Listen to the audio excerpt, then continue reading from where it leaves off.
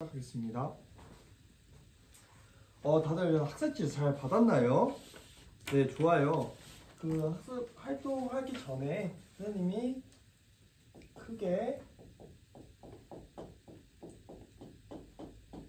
제목을 적었는데 효소의 기능에 대한 탐구를 시작하도록 하겠습니다. 그 실험에 대한 과정에 선생님이 TV를 모니터로 틀어놨는데 혹시 뒷모듬에 있는 구현이 잘 보이나요? 네, 좋습니다. 그러면 다 같이 한번 과정에 대해 한번 읽어봅시다. 과정 1번. 네, 좋습니다. 시험관 A와 B에 과산화수소를 3ml씩 넣는데요. 3ml씩 넣습니다. 그리고 두 번째. 네, 좋습니다.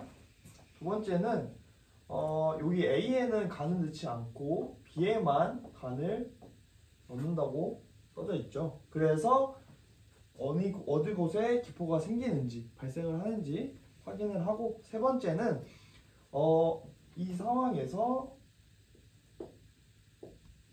간을 넣지 않은 A와 B에 간화수 여기 있겠죠. 여기에 향을 피워 불씨를 넣어서 각각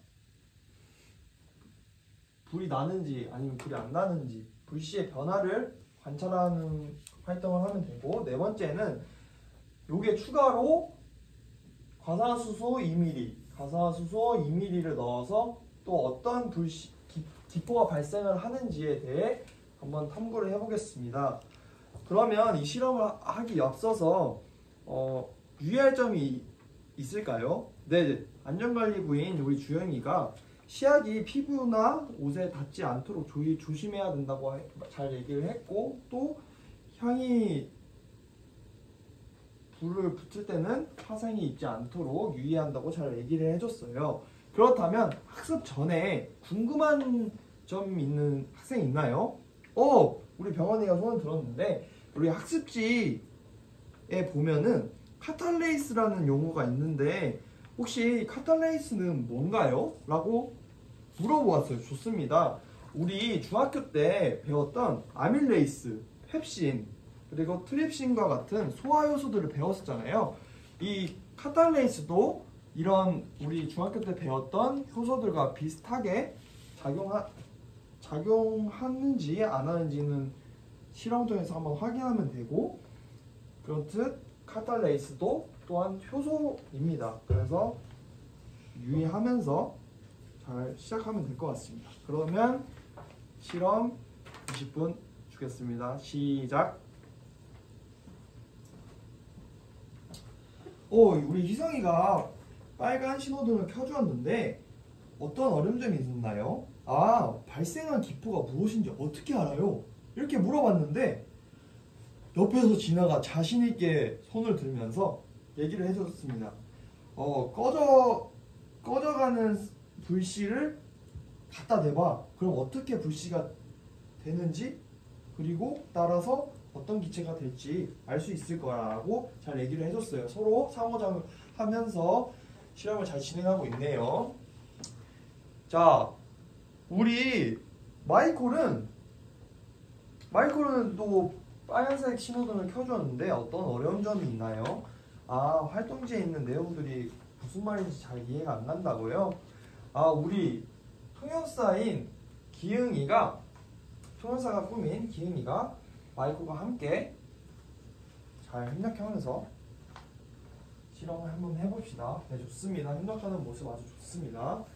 우리 지연이는 벌써 초록색 신호등을 켜고 다 했다고 얘기를 하는데, 다시 한번 실험한 거에 대해 얘기를 해보고 검토를 한 후에 다 했으면 빨간색 신호등을 켜준 학생들을 위해서 학습 도우미가 되어서 한번 도와주는 걸 해봅시다. 네, 좋습니다.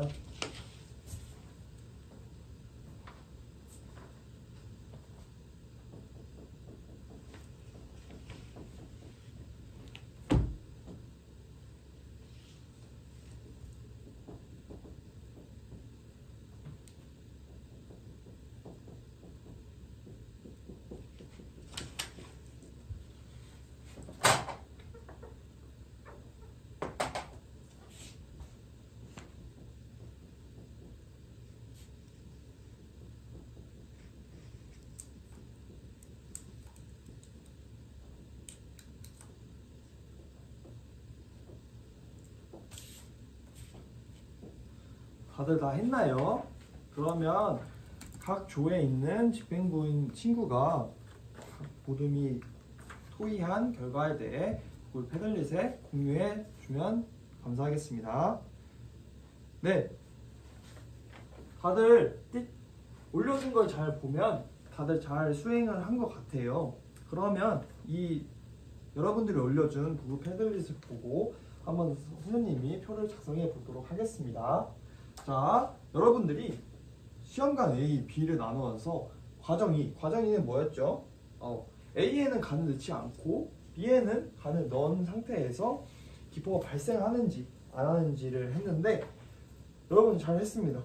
A에는 변화가 없다고 잘 얘기를 해줬고 B에는 기포가 발생을 한다고 잘 적어주었네요. 그리고 세 번째는 불씨를 넣어서 불씨의 변화에 대해 얘기를 해봤는데 또한 A 또한 변화가 없었고 B에는 불씨가 다시 살아났다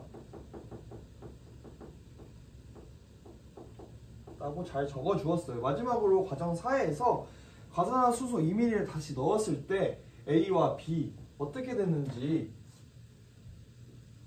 확인한 결과 A에도 또한 변화가 없었고 기포가 다시 발생한다고 잘 얘기를 해주었습니다. 그러면 우리 활동지 2번에 과정 2에서 발생한 기포는 무엇이고 그거 그렇게 판단한 이유에 대해 한번 얘기해 볼 친구 있나요?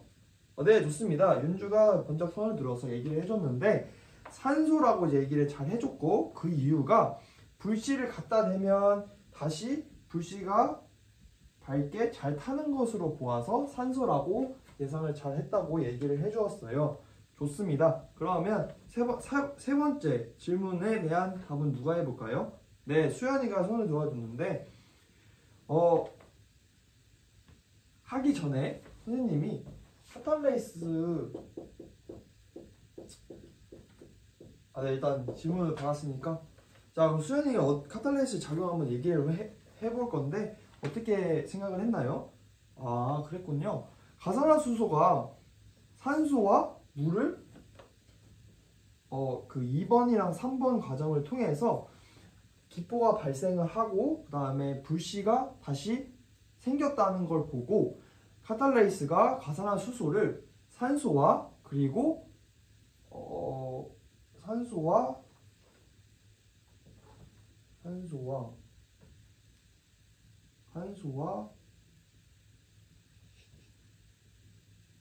물을 분해한다는 것을 알게 되었습니다. 오, 좋습니다. 카탈레이스는 가산화수소를 선생님이 H2O2라고 적을게요. 이 가산화수소를 두 분자가 필요합니다. 이 물과 산소로 분해하는 작용을 하는 효소라고 알 수 있습니다. 좋습니다. 그리고 4번 과정 4의 결과를 통해서 알 수 있는 효소의 특징에 대해 한번 얘기를 해볼 건데 한번 누가 얘기해 볼까요? 수영이가 문자 들어줘서 얘기를 해줬는데 반응이 끝난 시험관 B에 가산화수소를 첨가하면 기포가 다시 발생한 것으로 보아 이 카탈레이스라는 효소가 작용했다는 걸 알 수 있었어요. 그리고 따라서 효소는 반응 과정에서 분해되거나 변하지 않고 다시 반응한다는 것을 알 수 있었어요. 네, 좋습니다. 그렇다면 자료 3번 더 알아보기 시간을 가져볼 건데 우리 저번 시간에 물질대사에 배웠죠. 사실 효소도 물질대사가 뭐죠? 아는 사람 있나요? 네, 좋습니다. 진아가 물질대사란 생명체에서 일어나는 화학 반응이라고 잘 얘기를 해주었는데 이 효소도 이 화학 반응을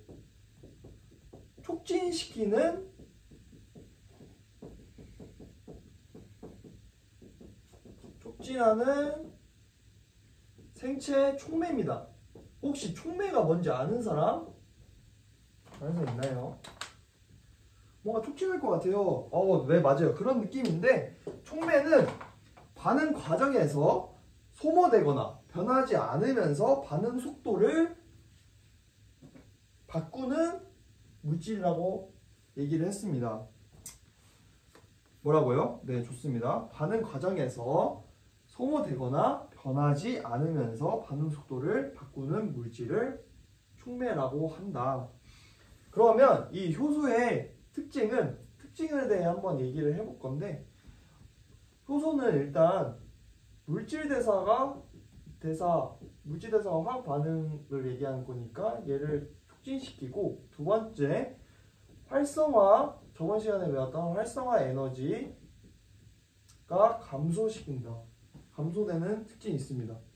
근데 준혁이가 궁금하다고 손을 들어줬는데, 화학 에너지가 작아지면 낮아졌다는 것은 뭔가 에너지가 낮아지니까 반응 속도도 느려진다고 생각이 된다고 이렇게 얘기를 했는데, 활성화 에너지란, 저번에 활성화 에너지의 개념이 뭐였죠? 윤경이가 얘기를 해본다고 하니까 윤경이가 활성화 에너지에 대해 개념을 잘 얘기해 줬는데, 활성화 에너지는 반응을 일으키는데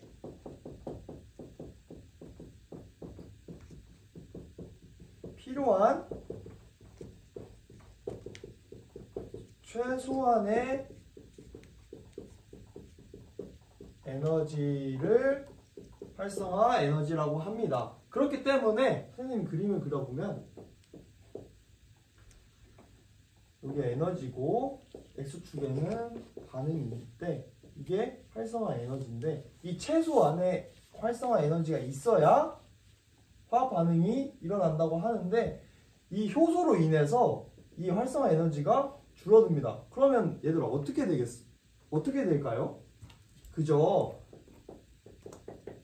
활성화 에너지가 떨어지니까 그만큼 빨리 화학 반응도 촉진이 돼서 반응을 하겠죠. 네, 좋습니다.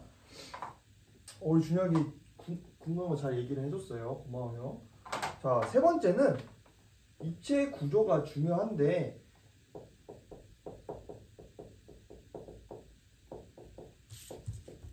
이거를 다른 말로 기질 특이성이라고 합니다. 그래서 우리 자료 3번에 보면 효소는 특정 반응물과만 결합한다. 그러니까 예를 들면 우리 집에 들어갈 때 열쇠, 요즘은 안 그러지만 열쇠를 열고 가는 학생들도 있죠. 그때 열쇠가 맞는 문에만 열리잖아요. 그렇듯이 효소도 반응물과 맞는 그림, 예를 들면 효소가 이렇게 생겼는데 그 반응물이 이렇게 생겨야 여기가 맞아야 붙겠죠. 근데 만약에 이렇게 생겼어. 그러면 이 반응물이 여기에 효소랑 붙을 수 있을까? 못 붙죠. 이게 선생님이 여러분에 대한 마음입니다.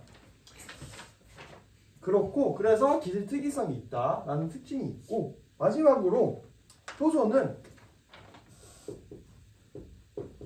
반응 전후 변화가 없어서 재사용이 가능하다. 자, 우리 아까 실험을 했을 때도 가산화수소를 더 넣었을 때 기포가 다시 또 발생을 했다고 했죠. 예를 들면 얘가 다 썼는데 아무리 가산화수소를 넣어도 반응을 할까요? 카탈레이스가? 그렇게 생각했다면? 아니죠. 반응을 했어도 얘는 남아있고, 반응이 끝났어도 얘는 남아있고, 다시 넣었을 때도, 다시 카탈레이스가 작용을 했을 때도 반응을 한다는 것을 알듯이, 실험을 통해서 알 수 있듯이 효소는 반응을 했을 때랑 반응 후에 변화가 없다. 구조의 변화가 없어서 재사용이 가능하다는 것을 알 수 있었습니다. 그러면 더 나아가기 시간을 가져볼 텐데, 자, 우리 자료 4번을 보게 되면 그 남자랑 여자랑 있네요. 남자는 음식물 속의 영양소는 소화의 효소에 의해 분해되어야 몸속으로 흡수됐다고 얘기를 했어요. 이걸 통해서 소화 효소라는 것이 녹말이나 뭐 다양한 영양소들을 분해하는 역할을 할 수 있다는 걸 알 수 있었고, 그 다음에 여기 여자애 같은 경우는 상처 나서 피가 났죠. 피에 대한 혈액의 응고, 또 효소의, 그러니까 효소가 분해만 작용하는 것이 아니라 혈액의 응고에도 작용한다는 것을 알 수 있었어요. 그러면 여러분들이 조원들과 함께 모여서 패드를 사용하여 이 효소와 관련된 여러 가지 상황들에 대해 한번 알아보는 시간을 가져보도록 할게요. 10분 드리도록 하겠습니다. 시작. 네, 좋습니다. 다 한 것 같아요. 그러면 선생님이 여러분의 의견을 한번 물어볼 텐데 1조, 2조, 3조, 4조 순서대로 물어보겠습니다. 자, 1조는 어떻게 생각했나요?